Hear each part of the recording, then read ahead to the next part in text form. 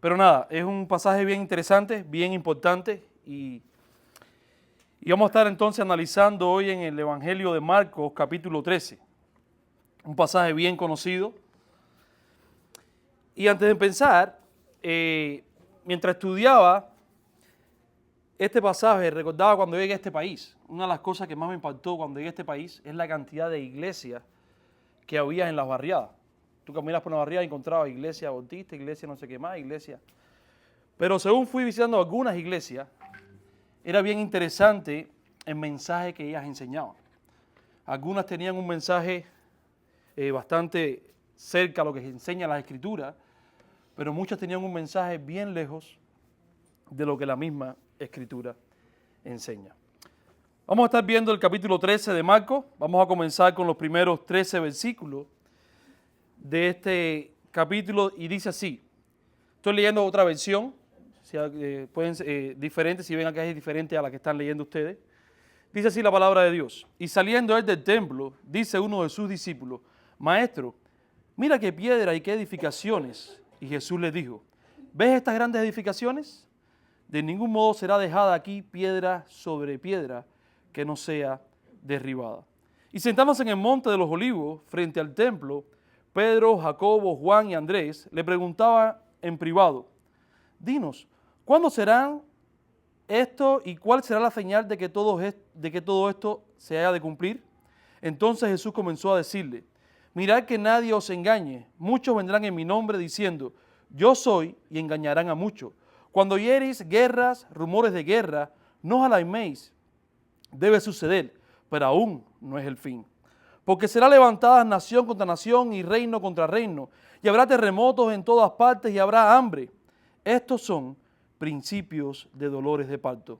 Pero mirad por vosotros mismos, os entregarán a los sanhedrines y seréis azotados en las sinagogas, y compararéis delante de gobernadores y de reyes por causa de mí, para testimonio de ellos.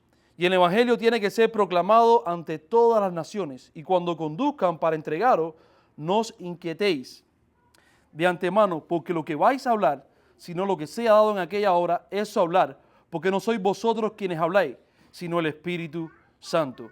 Y el hermano entregará muerte al hermano y el padre al hijo, y los hijos se rebelarán contra los padres y los matarán. Y seréis aborrecidos por toda la causa de mi nombre, pero el que perseveró hasta el fin, este será salvo. Interesante, ¿verdad? Es un pasaje que aquellos que llevan años en la iglesia, una vez que lo leen, empiezan a venirle interpretaciones y cosas. Lo interesante es que estamos frente a la última visita de Jesús al templo de Jerusalén. Saliendo de ahí, un templo que fue fue remodelado por Herodes, aquel que dice que buscando el favor de los judíos, remodela este templo, un templo que lo hace aún más grande, un templo que era bien llamativo a la época, todo el mundo tenía que hablar acerca de este templo, el templo de Jerusalén, segundo templo, o incluso conocido también como el templo de Herodes.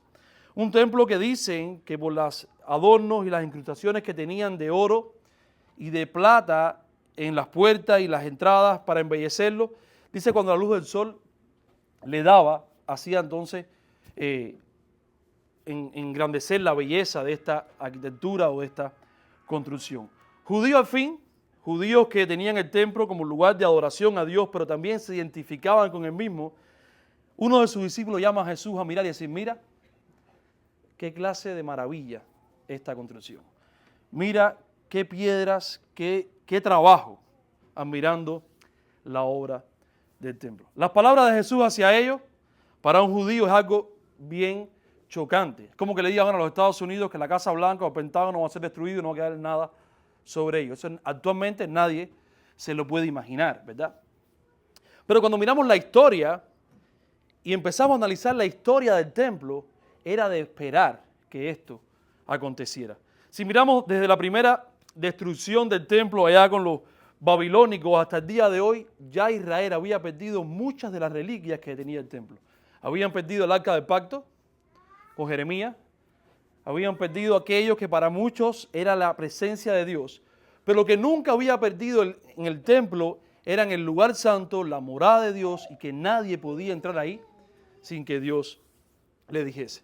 Cuando miramos al templo y la grandeza de este, no está tanto en la construcción, y es lo que Dios siempre ha mostrado desde el principio, sino lo que simbolizaba este para el pueblo de Dios. Recordemos en el Éxodo cuando Dios sale, libera a su pueblo de los egipcios, ¿verdad? Y le manda a construir un templo. ¿Por qué lo hace? Recordemos cuando estudiamos Éxodo. Dios manda a construir un templo para representar ¿qué cosa? La presencia de Dios en medio de su pueblo. Dios iba a morar ahora en medio de su pueblo. Esto es lo que simbolizaba el templo de Dios. Y a la misma vez, Dios le iba a mostrar también a su pueblo cómo ellos iban a expiar sus pecados. Pero cuando vamos entonces al libro de Daniel, las profecías de Daniel, vemos también que Daniel profetizó en capítulo 9 acerca de que el culto o el servicio que se hacía en el templo, los rituales continuos que se hacían en el templo, de los cuales los judíos peregrinaban, iban un día a cesar, iban un día a dejar de existir. Sentados ellos en el monte de los olivos, Jesús mirando de nuevamente hacia el templo, los discípulos que estaban inquietos con las palabras de Jesús se le acercan a preguntarle dos cosas. La primera, ¿cuándo va a ocurrir qué cosa? La destrucción de este templo que ellos le estaban diciendo, que Jesús le estaba diciendo, perdón. Y la otra pregunta que le estaban enseñando es diciendo, ¿cuáles son las señales que anuncien a esto? Es interesante. Jesús está llamando a estos discípulos en todo este capítulo ¿a qué? A estar alerta y a velar ¿para qué?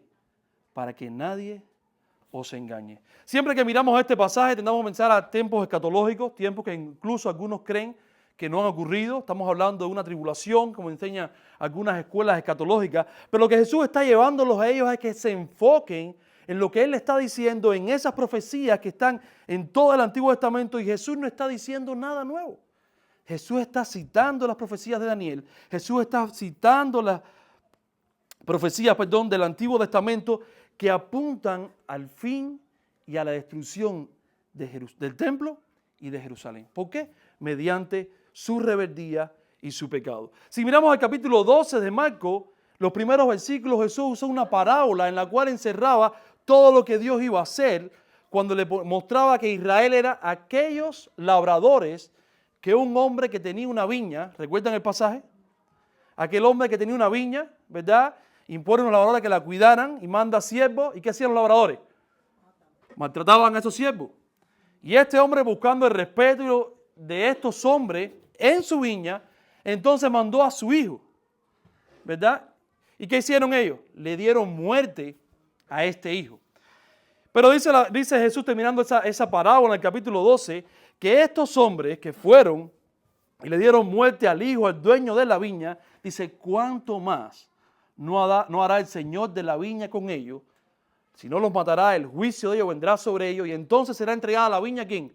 A otros que la puedan labrar y dar mucho fruto. Mostrando aquí, haciendo una comparación y mostrando aquí de que Israel y los líderes religiosos eran aquellos labradores malvados que no habían sabido cuidar de la viña del Señor, que no habían sabido guardar, sino que se habían dejado engañar por las tradiciones de hombre, que enseña también Marcos en los capítulos 4 y en todo lo que viene diciendo en Marcos. Aquellos hombres que decía que estaban cegados y lejos de la verdad. Aquellos que habían cogido el templo de Dios, el lugar que simbolizaba la presencia de Dios en medio de su pueblo, el lugar donde Dios le mostraba cómo podían purificar de sus pecados, y la habían convertido ¿en qué?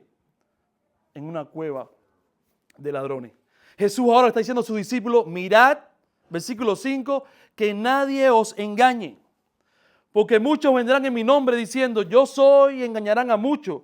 Cuando hieren guerra, rumores de guerra, terremotos, enfermedades, y cada vez que escuchamos esto que decimos, ahora sí, estamos en los últimos tiempos.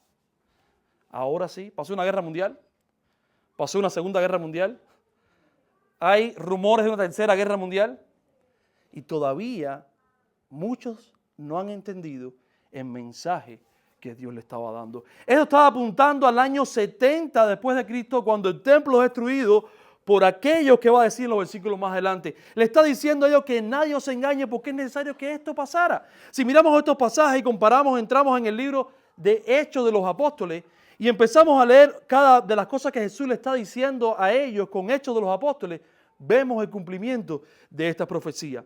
Estos hombres, hombres de Dios, que Dios le estaba revelando su palabra, eran personas que después iban a salir por el mundo ¿qué? A predicar el evangelio. Eran personas que iban a salir, iban a ser maltratados, iban a ser entregados incluso ¿a quiénes? A reyes por causa del evangelio. Pero dice que el Espíritu de Dios iba a estar en ellos, como dice ahí en los versículos, se me está moviendo esto. En los versículos 11 dice que no se preocupen lo que ha de decir. ¿Por qué? Porque el Espíritu Santo va a hablar en su boca. Cuando yo leía esto, me recordaba el pasaje de Primera a los Corintios, en Hechos, cuando Pablo es llegado ante el rey Agripa, encadenado por predicar el Evangelio de Jesucristo, y cuando Agripa le deja que se defienda y empieza a enseñar el mensaje, Agripa termina diciendo, por poco me persuades. Y la respuesta de Pablo, sea por poco, por mucho, no solamente tú, sino todos aquellos que han podido oír este mensaje puedan estar en mi posición, excepto con las cadenas. La persecución que Jesús le está hablando a ellos, la tribulación que le está hablando a ellos, es lo que iba a pasar la iglesia primitiva en la expansión de la proclamación del reino de Dios. Si seguimos leyendo, dice el versículo 14, dice, por tanto, cuando veáis la abominación de la desolación puesta en pie, donde no debe, el que lee entienda. Entonces los que estén en Judea, huyan a los montes. Y el que estén en la azotea, no bajen ni entren a recoger algo de su casa. Y el que va hacia el campo, no regrese a tomar su capa. Hay de los que están en cinta y las que están aumentando en aquellos días. Por tanto, orad para que no sean en invierno, porque aquellos días será una tribulación tal cual no ha habido desde el principio de la creación, que Dios hizo hasta ahora, ni jamás la habrá. Y el Señor no acortará los días, ninguna carne será salva, pero por causa de los escogidos que eligió, acortó los días. Entonces, si alguien os dice, mira, aquí está el Cristo, o mira, ahí está, no le creáis, porque serán levantados falsos cristos y falsos profetas, y darán señales y prodigios a fin de extraviar, si fuera posible, a los escogidos. Pero vosotros estad alerta, os lo he predicho todo. Una vez más Jesús los vuelve a llamar, les vuelve a mostrar y dice, la señal por la cual ustedes tienen que estar alertas y presentes es a la señal de la abominación desoladora. Aquella abominación que cuando vamos a los libros de Daniel capítulo 9 podemos ver cómo va narrando y hace una comparación a la rebelión, es decir, al juicio de Dios a Babilonia y también ahora a Israel como una nación comportada, rebelde, pecadora, igual que lo fueron estas demás naciones. También Dios ahora va a buscar un ejército extranjero, unos gentiles, para hacerles a ellos pagar su juicio por la muerte de su hijo. No porque lo llevaron a muerte, sino por la rebeldía de no esperar, confiar y guardar la palabra que le había sido dada desde el Antiguo Testamento. Esta destrucción dice, y es interesante cuando vamos a la historia, le decía que en el año 70 hay algunos que comparan la fecha, dice que la rebelión de los judíos llevó a que el Imperio Romano con Tito viniera y sediara todo Israel, y cuando lo hacía fue tanta la tribulación de este asedio, que dice que los mismos judíos que estaban dentro de las murallas del templo comían de los cueros de las sandalias, del hambre que estaban pasando. Que muchos trataban de salir buscando en la noche, buscar comida, y eran capturados por el Imperio Romano, y eran crucificados. Dice que murieron más de 1 millón de judíos. Pero lo interesante que Jesús le está mostrando aquí, en este pasaje a sus discípulos, es que si no hubiera sido por la misericordia de Dios, aún los escogidos, todas las personas hubieran muerto. Pero por la misericordia de Dios, acortó los días para estos escogidos. Dice la palabra de Dios y muestra la historia que los escogidos, aquellas personas que han creído, aquellos que han guardado la palabra de Dios, no perecieron en esta destrucción.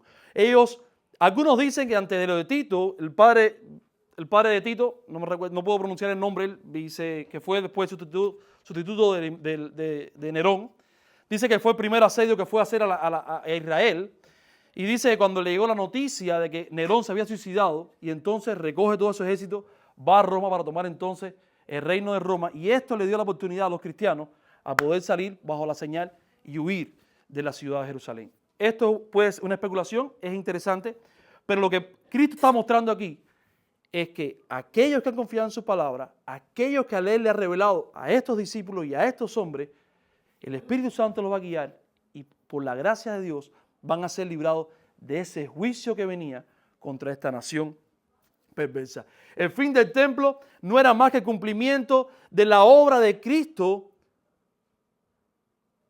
por medio de su pueblo. El templo simbolizaba la presencia de Dios, pero capítulo más adelante vamos a ver que cuando Cristo muere en la cruz, ¿qué pasa con el templo? Lo primero que se rompe, ¿qué cosa es? Es el velo del templo.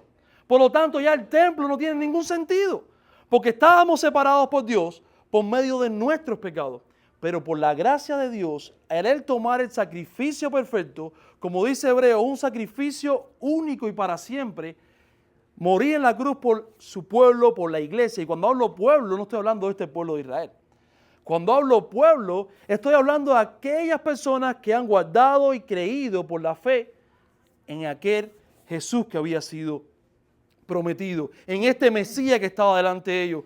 Ellos tenían como identificación el templo de Israel, pero la gracia de Dios viene a aquellos que se identifican con la cruz de Cristo, con el derramamiento de su sangre por nuestros pecados. Al Cristo morir en la cruz del Calvario y resucitar, entonces nosotros, los que hemos creído, el pueblo de Dios, los escogidos, que dice esta palabra, han sido pasar entonces a que su cuerpo sea templo del Espíritu Santo. Ese templo material que había ahí llega a ser un cascarón sin sentido, por lo cual la profecía se cumple en el año 70 cuando estos imperios romanos invaden y dice que no quedó piedra sobre piedra. Hoy en Israel solamente queda el muro de los lamentos, que es parte de la extensión que Herodes fabricó, ni siquiera es parte del templo antiguo. Se cumple literalmente la profecía de Jesús, y lo triste del caso es que todavía hay muchos que están engañados esperando que el templo sea reconstruido.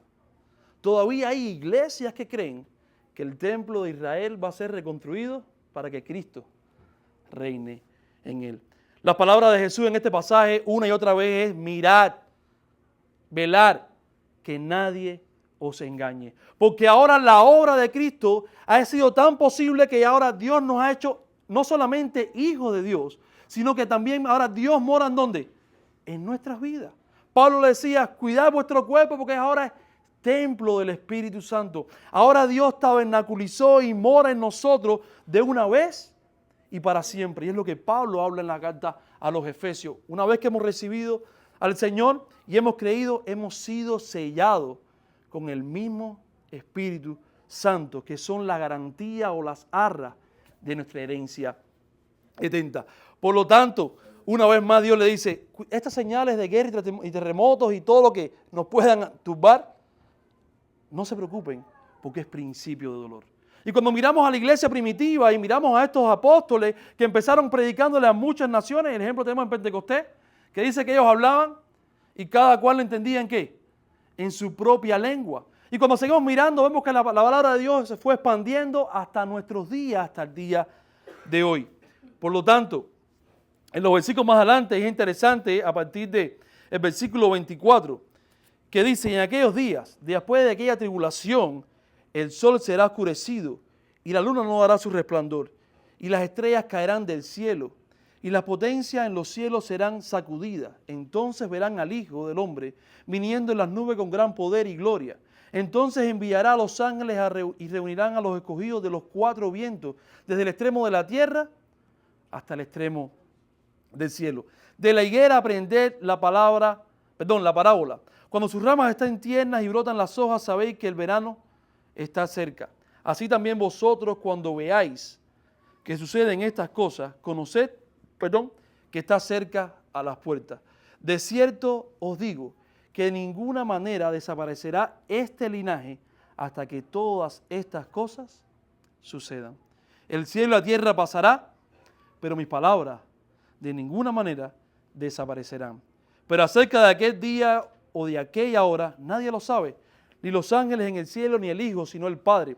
Estar alertas y velar, porque no sabéis cuándo es el tiempo. Es como un hombre que saliendo de viaje dejó su casa y dio la autoridad a sus esclavos y a cada uno su trabajo y ordenó al portero que velara. Por tanto, velad, pues no sabéis cuándo viene el Señor de la casa, si al atardecer o a la medianoche, o al canto del gallo o en la madrugada, no sea que llegando de repente os haya durmiendo. Y lo que a vosotros digo, a todos los digo, velad.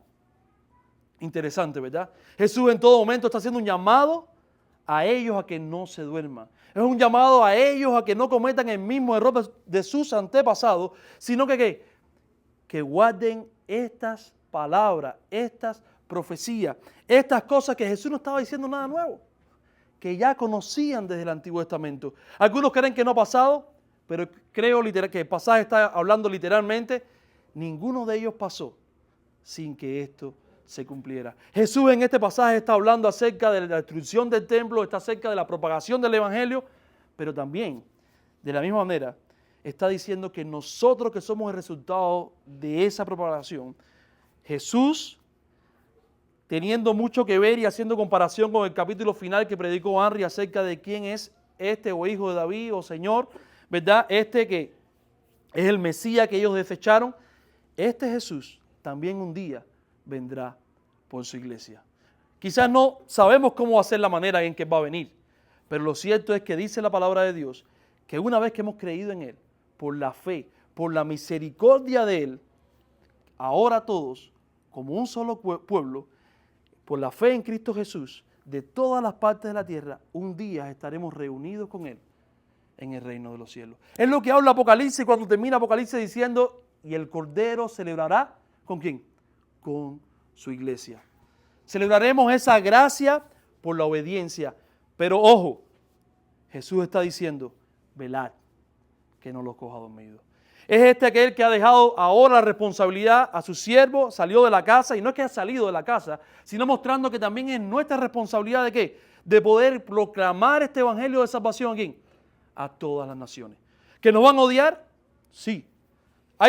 ¿Han tenido tribulaciones y tenemos tribulaciones por causa del evangelio? Sí. Hoy en día en este país no lo tenemos, pero hoy en día hay muchas personas que están proclamando el evangelio y están padeciendo por causa de este evangelio. Pero lo triste del caso es que hay muchas personas que dicen tener la verdad y están siendo engañados por interpretación humana y no están siguiendo la verdad que Dios nos ha revelado. Hermanos, es una responsabilidad de nosotros como iglesia ser fiel a la palabra de Dios. Es una responsabilidad como iglesia decir lo que Dios nos ha escrito a través de ella a aquellas personas sin importar si la puede ofender o no. Porque quien ofende a una persona que no ha creído no somos nosotros. Es la palabra de Dios que muestra su pecado y muestra que son merecedores del juicio de Dios, como también lo éramos nosotros. Pero por la gracia de Dios, como dice Pedro en su carta, dice que nosotros que somos real sacerdocio, nación santa, pueblo escogido por Dios, ¿para qué? Para anunciar las virtudes de aquel que nos llamó de las tinieblas a su luz admirable. Las palabras de Jesús hacia ellos le estaba diciendo, no es para que se crean cosas, todos merecen la muerte, pero por la gracia de Dios los ha apartado, los ha separado, ¿para qué? Para anunciar. Y hoy es el resultado de ese evangelio de hombres que nunca dudaron en enseñar la palabra de Dios como Dios le mostraba. Hombres que fueron guiados por el Espíritu Santo y hablaron aún cuando tenían la espada en su garganta. Estos mártires, estos discípulos de Jesús, estos primeros precursores de esta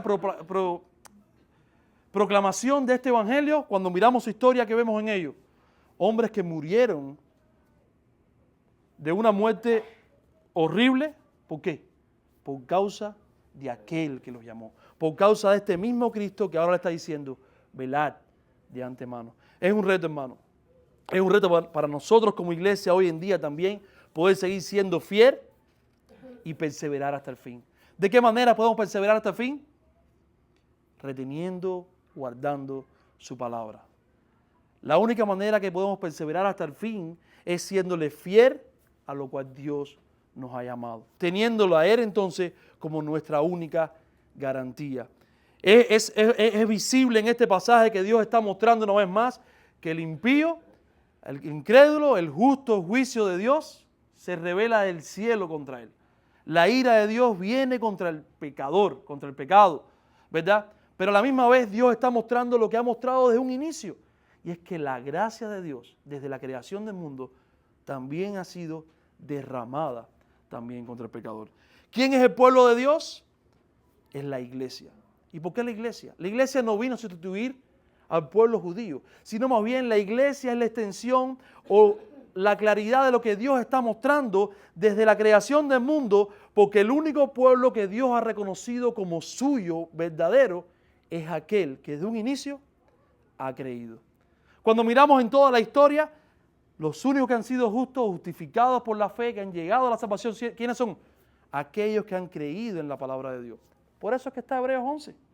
Hebreos 11 está mostrando a aquellos hombres que aún sin tener esta revelación, como Jesús le está diciendo ahora, velar, porque a ustedes se lo ha dicho todo, ellos sin tener toda la revelación, ellos confiaban ciegamente en la palabra de Dios que un día vendría ese Mesías, que un día ellos serían redimidos de sus pecados y que un día morarían con Dios en el reino de los cielos.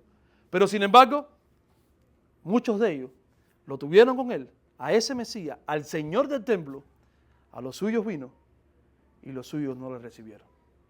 Pero dice Pablo en Romanos que Dios también puso, y es la soberanía de Dios, Dios puso también espíritu de desobediencia en Israel. ¿Para qué? Para que por medio de su desobediencia llegara ¿qué cosa? La salvación a todas las naciones. Para que se cumpliese entonces la promesa de Dios a Abraham cuando le dice que le daría una descendencia por la cual serían benditas todas las naciones de la tierra. Por lo cual hoy nosotros, y agradecemos a Dios por eso, podemos ser parte de esa herencia. Podemos decir que somos el pueblo de Dios, la nueva creación que habla su palabra en este nuevo pacto que es en Cristo Jesús. Interesante. Leía también, mientras estudiaba acerca de los judíos, dije, bueno, ¿qué pasó después de esta destrucción del templo con ellos? Ya no podían hacer sacrificio. Y oí testimonio de un judío en estos tiempos y decían que ahora su sacrificio era la lectura de la Torá y la oración. Pero es que si hubieran leído la Torá y fueran fieles a la Torá, entonces hoy pudieran entonces olvidarse de todo eso y poder serle fiel a ese Mesías que estuvo entre ellos y que todavía nos reconoce. Todavía ellos pudieran estar en las esperanzas proclamando el Evangelio de salvación y no esperando que un templo de manos de hombres sea construido, cuando el Dios de este mundo ha santificado nuestros cuerpos para hacernos templo del mismo Dios verdadero. La herencia que tenemos en Dios es la manifestación de la gracia, del poder de Dios en la persona de Cristo Jesús. Este pasaje, más que señales escatológicas, nos está Jesús llamando a esos discípulos y a nosotros a estar alerta, a velar, a ser fiel a esta palabra, sin añadirle, sin quitarle, cada día, para poder llevarle entonces un mensaje de buenas noticias a aquellos que todavía no le han conocido. Que Dios le bendiga.